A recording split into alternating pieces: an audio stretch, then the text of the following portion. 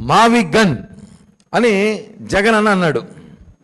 ఎందుకన్నాడో ఈరోజు రాష్ట్రంలో కొంతమందికి మేము కొన్ని విషయాలు చెప్పాలనుకుంటున్నాం. రాష్ట్ర ప్రజలకు తెలియజేసుకోవాల్సిన అవసరం ఉంది. ఇది 2024 ముందు ఎన్నికల ముందు వైజాగ్ రాజధాని అని ఎందుకన్నాడంటే వైవి సుబ్బారెడ్డి, విజయసాయిరెడ్డి, సజ్జల రెడ్డి వీళ్ళకి వ్యాపారాలు చేసుకోవడానికి వైజాగ్ రాజధాని చెప్పి ప్రజల్లోకి వెళ్ళాడు. ప్రజలు ఎలా కొట్టారు, దేంతో కొట్టారు చూసాం. 11కు వచ్చాడు. ఇప్పుడు మావి గన్ అని రాజధాని అంటున్నాడు. ఎవరి కోసం తెలుసా? అది మచిలీపట్నం నాని కోసం, విజయవాడ అవినాష్ కోసం, గుంటూరు అంబటి కోసం, లేదా విజయవాడలో జడా శ్రావణ్ కుమార్ కూడా ఉంటాడు కాబట్టి ఆయన కోసం కూడా కావచ్చు. వీళ్ళ కోసం ఇప్పుడు మావి గన్ అని కొత్త కాన్సెప్ట్ తీసుకొచ్చాడు. ఇవన్నీ ఎందుకంటే వీళ్ళ ముగ్గురిని ప్రచ్చగొట్టి పంపిస్తాడు. మొన్న చూసాం, కోడిగూడతో కొట్టించుకున్నారు అందరూ అమరావతికి. ఏ అమరావతికి ఏ చెవిరెడ్డి భాస్కర్ రెడ్డో, కరుణాకర్ రెడ్డో, సజ్జల రెడ్డో, విజయసాయిరెడ్డి లేడు అనుకోండి, ఇంకా సమ్ రెడ్డిస్, పెద్దిరెడ్డి, ఇంత రెడ్డిస్ ఉన్నారు కదా.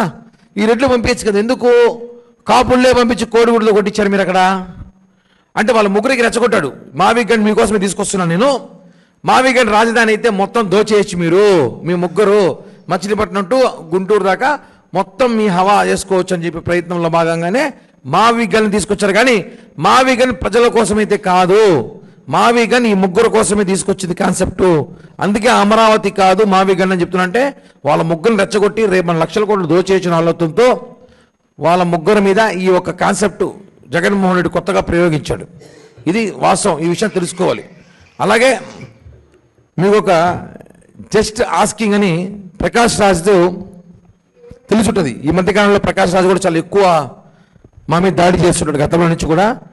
ఆయన ఇప్పుడు రాష్ట్రంలో అన్ని పోలీస్ స్టేషన్ తిరుగుతున్నాడు. కూడా ఒక వ్యక్తి ఉన్నాడు, ఆయన గురించి అతను అంత పెద్ద హీరోయిన్ కాదు, రావాలనేసి ఒక ప్రశ్న అని ఒక సోషల్ మీడియా పెట్టుకొని ఆయన జనసేన వాళ్ళనే ప్రశ్నిస్తాడు. ఇంకెవరు పవన్ కళ్యాణ్ గారిని మాత్రం ప్రశ్నిస్తాడు, ఇంకెవరిని ప్రశ్నించడు. వాళ్ళు టిన్ బ్రదర్స్, రావణు శ్రావణ్ అడ్వకేటు, ఈయన రావణు. ఎలా ఉంటుందంటే ఇప్పుడు ఈయన పరిస్థితి ఎలా ఉందంటే ఆయన పవన్ కళ్యాణ్ గారిని, ఆయన కుటుంబాన్ని నోటికొచ్చినట్టు మాట్లాడతారు. ఇప్పుడు మేము విమర్శలు చేస్తాం, ఒక లిమిటెడ్ చేస్తాం. మీరు మిమ్మల్ని చూసి నేర్చుకున్నాం కాబట్టి మేము చేస్తున్నాం. ఈ ప్రశ్న రావణ్ అనేవాడు ఒక్కసారిగా రాష్ట్రంలో హైలైట్ అయిపోవాలనుకున్నది ఇలా.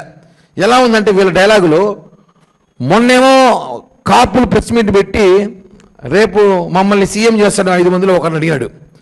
నిన్న వీళ్ళు దళిత క్రిస్టియన్లు ప్రెస్ మీట్ పెట్టి మీటింగ్ పెట్టి బహిరంగ సభ పెట్టి మమ్మల్ని డిప్యూటీ సీఎం చేస్తామని జగన్ అంటాడు. అంటే 2-3 దాంట్లో రావణు శ్రావణం ఇద్దరు డిప్యూటీ సీఎం అయ్యే అవకాశాలు చాలా ఉన్నాయి వాళ్ళకి. వీళ్ళు జగన్మోహన్ ప్రేమతో పవన్ కళ్యాణ్ గారు కక్ష అనిపించారు. ఎలా ఉంటుందంటే ఒకడేమో పోలీస్ స్టేషన్ చుట్టూ తిరుగుతున్నాడు, ఒకడేమో ఆయన కోసం బెయిల్ కోసం అన్ని స్టేషన్ తిరుగుతూ ఉంటాడు. అర్థమవుతుంది. ఈయనేమో లోపల తిరుగుతుంటాడు, ఈయన బయట తిరుగుతూ ఉంటాడు. వీళ్ళిద్దరు పని ఏమి, పవన్ కళ్యాణ్ గారు నిందలేసే పనే. వీళ్ళు ఎలాంటి వాళ్ళు అంటే వీళ్ళకి ఒక ఉన్నాడు బాస్, డండుస్కే బాస్ అని పేరు, డండుస్కే అన్నారు. ఆయనే ప్రకాష్ రాజు. ఆయన ఈడే ఒక విధవ, ఎవడు ఈ రావణ్ అనేవాడు. వీడి దగ్గర ఆయన అడుగుతున్నాడు ఎలా మాట్లాడాలి మీడియాతో, ఎలా ట్విట్ పెట్టాలని అడుగుతున్నాడు. ఈ ఒక వాయిస్ రికార్డు అందరికి పంపిస్తాం, మీడియా కూడా వినండి ఒకసారి. మేము గొర్రెలం కాదు, బానిస బ్రతుకు బ్రతకడానికి. ఈ బెదిరింపులు వద్దు నాగబాబు గారు. ప్రశ్నించడం మా హక్కు. ఏ నాయకుడైనా, నేనే నాయకుడు అనుకున్నవాడైనా సమాధానం ఇవ్వాల్సింది బాధ్యత. అర్థమైందా? Just asking. బండి ఎక్కి పారిపోయిన వాడిని ఎందుకు అరెస్ట్ చేయట్లేదు రేవంత్ రెడ్డి గారు అని ఒక ట్వీట్ చేయొచ్చా తెలుగులో? సార్ అది కొందరు అమ్ముడు పోయిన మీడియాకి అంటే అది రాంగ్ ఒక వర్డింగ్ అవుతుంది సార్. కొందరికి అమ్ముడు పోయిన అంటే కొన్ని పార్టీలకు కావచ్చు, లేకపోతే కొంతమంది మనుషులకు కావచ్చు అమ్ముడు పోయిన మీడియాకి అన్నట్టు. సో కొందరికి అమ్ముడు పోయిన మీడియాకి అని పెట్టాను సార్. ఇప్పుడు ప్రజలకి నిజం సమాధానం చెప్పబోతున్నాను. నిజం తెలుసుకోవాలన్న ప్రజలకి నిజం తెలుసుకోవాలన్న మీడియా మిత్రుడికి మరియు కొందరికి అమ్ముడిపోయిన మీడియాకి కూడా. ఓకే, అంటే నిజం తెలుసుకోవాలన్న మీడియా మిత్రులకు కొంచెం రెస్పెక్ట్ ఇవ్వాలి కదా. అందుకే ప్రజలకి నిజం తెలుసుకోవాలన్న మీడియా మిత్రుడికి మరియు కొందరికి అమ్ముడిపోయిన మీడియాకి కూడా. సార్ అది నేను మీకు ఒక లింక్ పంపిస్తాను సార్, యూట్యూబ్ లింక్. దాని మీద జస్ట్ క్లిక్ చేస్తే డైరెక్ట్ యూట్యూబ్ లోకి వెళ్ళిపోయి జాయిన్ అనే ఒక బటన్ చూపిస్తుంది, లైవ్ ని జాయిన్ అవ్వమని. అది క్లిక్ చేస్తే మీరు లైవ్ లోకి వచ్చేస్తారు సార్. మీరు 7:45 అట్లా వస్తే మనం 8:45 9 దాకా మనం వచ్చేసి we will close it sir. పంపిస్తే నేను ఐప్యాడ్ లో ఓపెన్ చేస్తాను అంతే కదా, లేదా ఫోన్ లోనే ఓపెన్ చేయాలి. దానికి ముందు 1 hour ముందు ఐ టాక్ టు యు. ఇది నేను మీడియా మొత్తానికి పంపిస్తాను. ఇప్పుడు ఇందులో ఈ వ్యధవని ఆయన మనం ఎలా విమర్శించాలి పవన్ కళ్యాణ్ గారిని అనేక ఆడియోలు ఉన్నాయి. ఎలా టార్గెట్ చేయాలి, ఎలా మతం దాడి చేయాలి మనం అనే ఒక కుట్రలో భాగంగా వాడుతున్నారు. కనిపించేది వీళ్ళిద్దరే, రావణు శ్రావణు. వెనకాల నడిపించే దాంట్లో వెనకాల ఉన్న వ్యక్తులు ఈయన చిరంజీవి గారి పేరు, పవన్ కళ్యాణ్ గారి పేరు చెప్పుకొని బతికే ప్రకాష్ రాజ్ గారిని జస్ట్ ఆస్కింగ్. మేము కూడా ఏ రోజైనా జగన్మోహన్ రెడ్డిని మీరు దళితులపై దాడి చేసినప్పుడు, డాక్టర్ సుధాకర్ చంపేసినప్పుడు జస్ట్ ఆస్కింగ్ ప్రకాష్ రాజ్, నువ్వు ఎందుకు ట్విట్ పెట్టలేదు, మాట్లాడలేదు? ప్రకాష్ రాజ్ ఈరోజు మనం చూసాం, లైవ్లో చూసాం. రావణు ప్రకాష్ రాజ్ మాట్లాడుకునే మాటలు సందర్భాలు ఎలా ఉన్నాయంటే, రాష్ట్రంలో అల్లజడులు సృష్టించాలి, మత అల్లజడులు సృష్టించాలి, కూటమిని చీల్చాలి, పవన్ కళ్యాణ్ గారినే టార్గెట్ చేయాలి. ఎందుకంటే కూటమి రావడానికి కారణం పవన్ కళ్యాణ్ గారే కదా. పవన్ కళ్యాణ్ గారిని టార్గెట్ చేసి ఇక ఆల్మోస్ట్ కూటమి చీలిపోతుంది, కులం చీలిపోతుందని చెప్పి కాపుల మధ్య తీసుకురావడానికి ప్రయత్నం ఇది. ఈరోజు అదేవిధంగా సోషల్ మీడియాలో కుట్రపూరితమైన డిబేట్స్ ఇద్దరు కలిసి నడుపుతారు. మనం చూసుంటాం. ఆయన ఒక డిబేట్ పెడితే ఆయనకి సానుభూతి, అయ్యయ్యో వాడు పిల్లోడు మంచోడయ్యా, వాళ్ళు అన్ని స్టేషన్లు తిప్పుతారేమి న్యాయం అంటాడు. వాడు బయటికి రాగానే ప్రకాష్ రాజ్ గారి వాయిస్లో నిజముంది, ఆయన మాట్లాడిన వాస్తవాలు, ఆయన నీతి నిజాయితీ అంటాడు. ఆయన వీళ్ళ డ్రామాలు. అదేవిధంగా పక్కాగా వీళ్ళిద్దరు కుట్రపూరితంగా పవన్ కళ్యాణ్ గారిని దాడి చేయడం కారణం ఏమంటే, కేవలం ఈ పవన్ కళ్యాణ్ గారి మీద దాడితో పాటు కూటమి ప్రభుత్వంతో పాటు కాపు సామాజిక వర్గం పైన చేయడానికి, కాపుల్లో రెచ్చగొట్టడానికి చేస్తున్న దాడి ప్రయత్నం ఇది. నేను ఒకటి అడుగుతాను, ఈరోజు ప్రకాష్ రాజ్ గారిని రావణ మధ్య ఉన్న అపవిత్ర బంధం ఏంటి? ఎందుకు నీకు అంత ప్రేమ? రావణ అనేవాడు ఎక్కడి నుంచి వచ్చాడు? కత్తి మహేష్ శిష్యుడు. ఆ రోజు కత్తి మహేష్ ఇదే మరి మా మీద దాడులు చేశాడు. ఈరోజు రావణ అనేవాడు వచ్చాడు. ఈరోజు అదే రావణ్కి ఎవరు సపోర్ట్ చేస్తారు? ప్రకాష్ రాజ్. అంటే చూసుకోండి, వీళ్ళందరూ బ్యాచ్. ఈ శ్రావణు, ఈ రావణు, ఈ ప్రకాష్ రాజు, వీళ్ళందరూ కూడా పవన్ కళ్యాణ్ గారిని టార్గెట్ చేసి మాట్లాడి భయపడుతున్నారు. కానీ ఈ ఆడియో ద్వారా తెలిసిపోతుందా పవన్ కళ్యాణ్ ట్విట్ పెట్టాలంటే నేను అడుగుతున్నాడు, నేనేం ట్విట్ పెట్టాలి? ఇది పెడితే వర్కౌట్ అవుతుంది. వీడు పేదాలి అపరమే, వీడికి ఏం తెలియదు, వీడు నిశాని. వీడు చెప్తాడు, సార్ ఇలా పెట్టండి సార్ అంటే, ఓకే నువ్వు పంపించు రావణ్, నేను చూసుకుంటానని. వీళ్ళిద్దరికి సలహాలు ఇస్తాడు. వీడు ఆయన, మీరు ఏమేమి లీగల్గా నేను చూసుకుంటా అంటాడు. ఆయన లాయర్ చదవలేదో తెలియదు, ఆయన అడ్వకేట్ సంగతి కూడా నాకు తెలియదు, పెద్దగా లాయర్ చదవలేదో నాకు తెలియదు ఆయన గురించి. ఎందుకంటే ఆయన కొన్ని కేసులు ఇచ్చున్నాయి మహానుభావుడికి తెలుసు ఆయనకు కూడా. కాబట్టి ఆ శ్రావణ్ అనే వ్యక్తి కూడా ఈరోజు ఆయన చంద్రబాబు నాయుడుతో కలిసి ఆ రోజు ఆయనకి సీట్ ఇవ్వలేదనో, ఆయన అడిగిన సీట్లు ఇవ్వలేదనో ఆయన ఈరోజు కూటమి మీద దాడి చేస్తున్నాడు. సరే, మీరు కూటమి మీద దాడి చేసిన పర్టికులర్ పవన్ కళ్యాణ్ గారు దాడి చేయడం ఏంటి? ఇంత దారుణం దొరికిపోయారు, అడ్డంగా దొరికిపోయారు. వాయిస్ రికార్డు అందరికీ పంపిస్తా, టోటల్ రేపు స్టేట్ మీడియాకి, ఇక్కడ మీడియా మొత్తానికి పంపిస్తా. ప్రకాష్ రాజ్ అండ్ వీళ్ళిద్దరు మాట్లాడుకునే, రావణ్ మాట్లాడుకునేది చూడండి. దీని బట్టి ఏమర్థమవుతుంది? ఇది మొత్తం ప్రీ ప్లాన్డ్ స్కెచ్, ప్రీ ప్లాన్గా గొడవలు, ప్రీ ప్లాన్గా వీలే చేసుకున్నారు. ఇది మాత్రం వాస్తవం. దయచేసి ప్రజలు గమనించాలి. వైసీపీ సోషల్ మీడియా ఏదో రావాలని అరెస్ట్ చేస్తామంటే అతనేమి అంత ఉత్తమం కాదు. అతను మాట్లాడిన మాటలు మీరు ఒకసారి యూట్యూబ్ బ్యాక్ వెళ్ళి చూస్తే చాలా ఘోరమైన మాటలు మా అధినేతను మాట్లాడారు. కాబట్టి ఈరోజు అతని మీద ఏదో పోలీస్ స్టేషన్ కేసులు పెట్టారు. ఆ కేసులకు కూడా అతను ఏదో ఓవరాక్షన్ చేస్తున్నా నాకు అర్థం కావట్లేదు. అట్లా అయితే మేము చాలా కేసులు మేము కూడా బదిలీ ఇచ్చాం. దయచేసి ప్రజలు ఈ ముగ్గురు ట్రాప్లో పడకండి, ఈ ముగ్గురు దొంగలే అని చెప్పి కూడా ప్రజలు తెలియజేస్తున్నాం.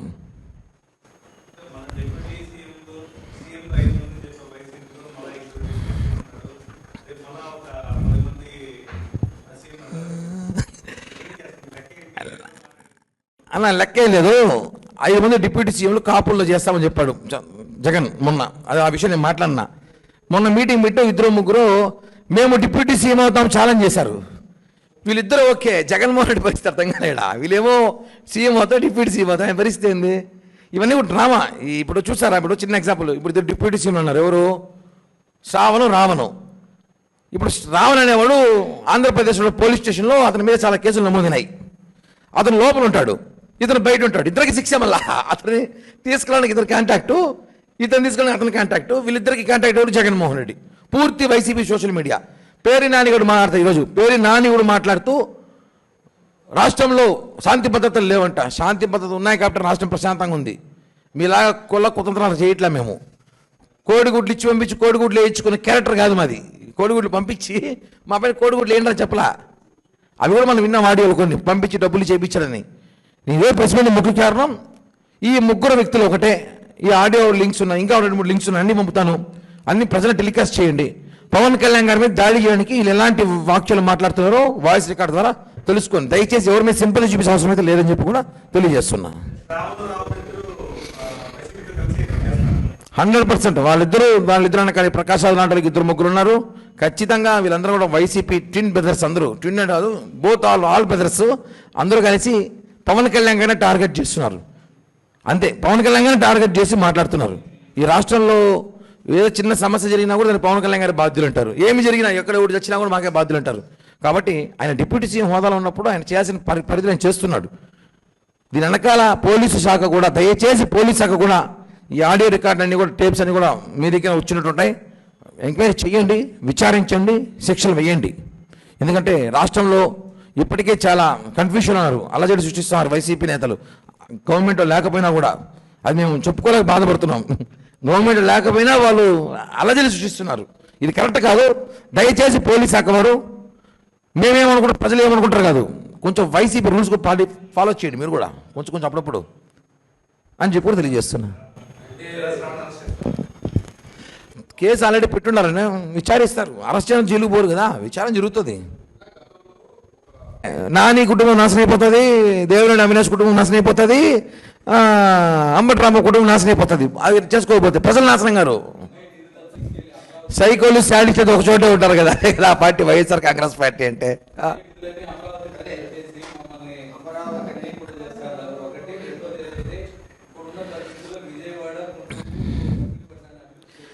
అవునన్నా, ఈ మాట నువ్వు అధికారంలో ఎందుకు అనలేదు?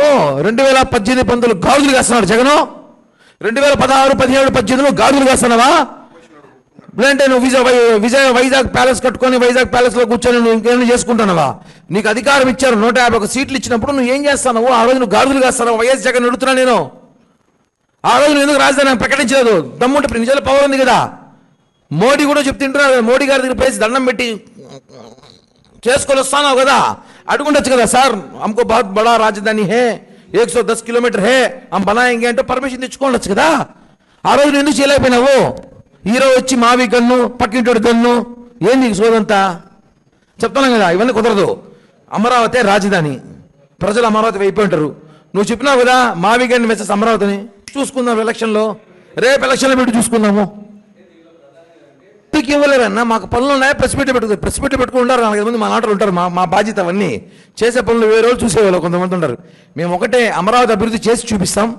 2029 ఎన్నికలు పోయే ముందు 2024 ముందు అమరావతి బిఫోర్ మేము చూపించే ప్రజల్లోకి వెళ్తాం. ఇది మాత్రం వాస్తవం.